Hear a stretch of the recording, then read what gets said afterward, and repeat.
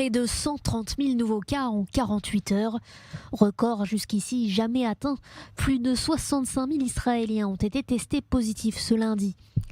Tandis que le virus poursuit sa course, le nombre de malades graves dépasse les 500. Israël n'a pas encore atteint le pic de la vague Omicron, mais depuis début janvier, 6,5% de la population, soit plus de 500 000 personnes, ont contracté le Covid-19.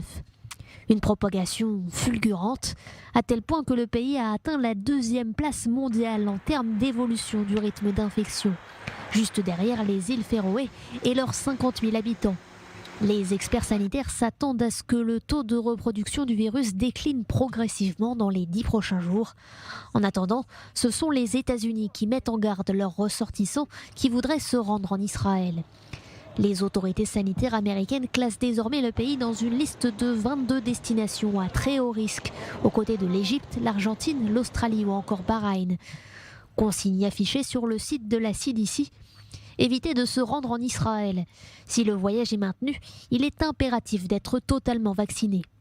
Dans une interview, le directeur de l'hôpital Shaare Tzedek assure à son tour qu'un Israélien sur 3 devrait contracter la maladie d'ici la fin de la vague Omicron. Mais tire des conclusions plutôt rassurantes. Le fait d'être testé positif n'a pas de conséquences autres qu'épidémiologiques. Ça n'a aucune signification clinique. Un patient grave Omicron n'est pas un patient grave Delta. Selon le directeur de l'hôpital, ce sont plutôt les périodes d'isolement qui créent le désordre dans les hôpitaux, avec des pénuries de personnel soignant coincés à la maison.